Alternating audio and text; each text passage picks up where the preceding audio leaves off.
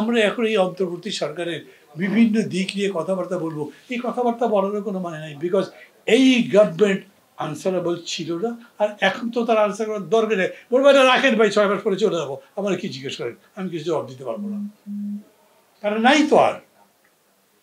এখন একটা সংকট হতে পারে যে এই গভর্নমেন্ট যে 6 মাস পরে নাই, তাহলে এখন কি চলবে, এইখানেই আমাদের সবার দায়িত্ব। আমি আবারও বলি, এখন এই সরকার আছে যেমন বলবেন, তেমনি এই সরকার থেকেও নেই তাও যদি বলেন, তাহলে আপনাকে কেউ কন্টেস্ট করতে পারবে না। কোনো ইনভেস্টর তো আসে নাই, ইনভেস্টর আসবেও না।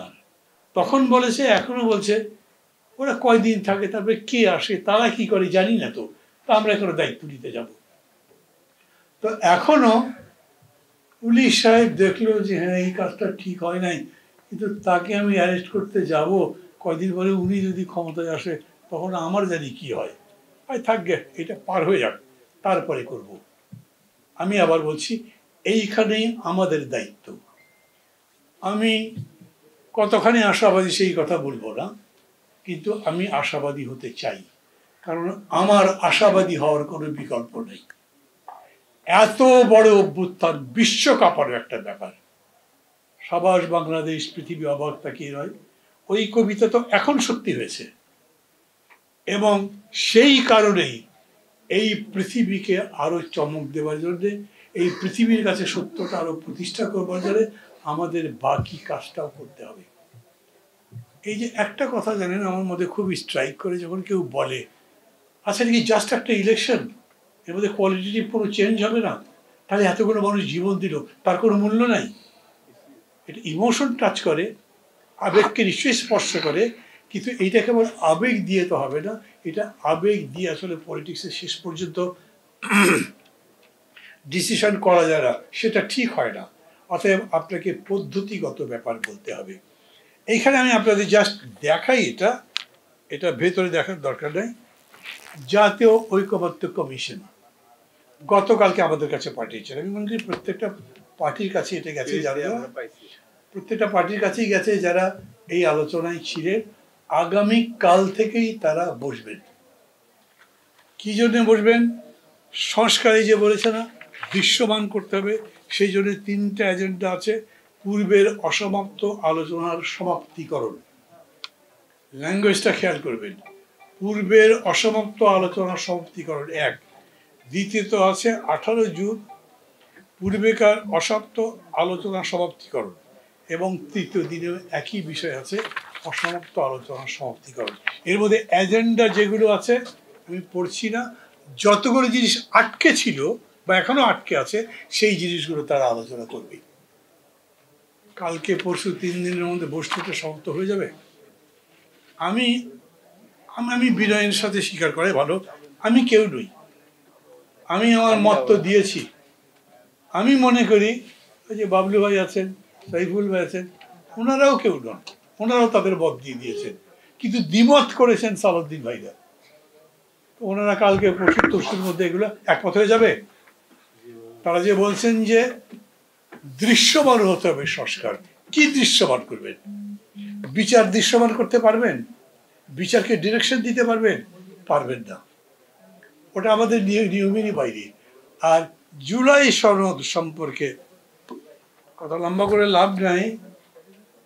মনে আছে আপনাদের, কেউ কেউ বলেছিলেন 15 বছরের কথা এত যে বলেন, খুঁটিও তো নিতে পারেন নাই, ওনারাই করেছেন। এখন কে করেছেন বলে বলবেন? কারো নাম থাকবে, কারো কথা বলা হবে, কাউকে অ্যাপ্রিসিয়েট করা যাবে? এখানেও বিতর্ক আছে। এই কারণে আমি বলছি, আমরা এরকম একটা পরিস্থিতিতে 9-10 মাসে সংস্কার বলেন, বিচার বলেন, সনদ বলেন, কোনো ব্যাপারে কোনো অগ্রগতি হয়নি। এই গভর্নমেন্ট কিচ্ছু করতে পারেনি। Politically achievement nothing. আগামী 4 মাস 5 মাসের মধ্যে নতুন কিছু অ্যাচিভ করতে পারবেন? Let's hope for that. কিন্তু যদি না পারি, তবু আমরা যদ্দূর নিতে পারি সেইটা নিয়ে মিনিমাম থিং হচ্ছে একটা fair election, acceptable to all, এইটা করতে হবে। কারণ তারপরে যারা আসবে তাই করবেন। এখন আপনি বলবেন আরে সালাউদ্দিন সাহেব গেলে উনি কি করবে? ভাই, মানুষ তো ভালো না, বলে দিলেন। কিন্তু আপনি যে ভালো মানুষ একটা আনেন না, আপনি যে ভালো মানুষ এনেছেন তারা তো পারে নাই। অতএব আপনার যা আছে, ওই যে বললাম আছে বস্তু দিয়ে বিচার, আমরা এই ট্রায়াল অ্যান্ড এরর মেথড দিয়েই করবো। আপনি ইংল্যান্ডের গণতন্ত্র হিস্ট্রি পড়েন, ইউরোপের গণতন্ত্র হিস্ট্রি পড়েন, কত সংঘাত, গিলোটিন, ফাঁসি, কত কি হয়েছে, তারপরে তো দাঁড়িয়েছে। আমাদেরকে তো ওই ট্রায়ালটাই দিতে দেওয়া হয়নি।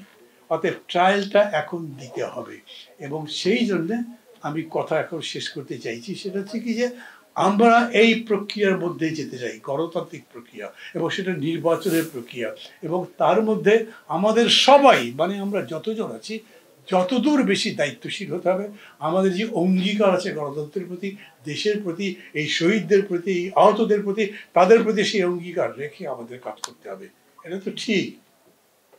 মানে এত বড় আওয়ামী লীগ এখন কই নাই, এত বড় নেত্রী শেখ হাসিনা এখন দেশে নাই, এরকম হয়। That's I enter, that's I go, like the patriot. যতই বলেন না কেন, শেষ পর্যন্ত জোর করে, ভুল করে, অন্যায় করে, অত্যাচার করে ক্ষমতায়ও থাকা যায় না, জনপ্রিয় থাকা যায় না।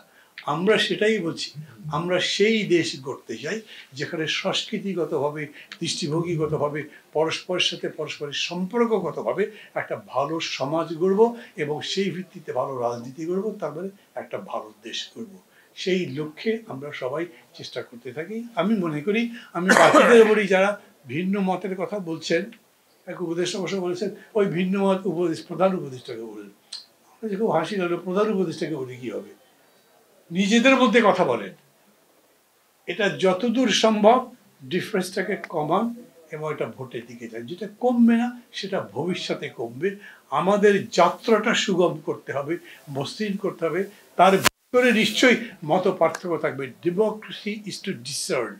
ডেমোক্রেসি মানেই হচ্ছে এর মধ্যে মত পার্থক্য থাকবে, ভিন্ন মত থাকবে, এর মধ্যে বহুত্ববাদ থাকবে। তা না হলে সেটা গণতন্ত্র নয়। ওটা নিয়েই আমাদের যাত্রা করতে হবে।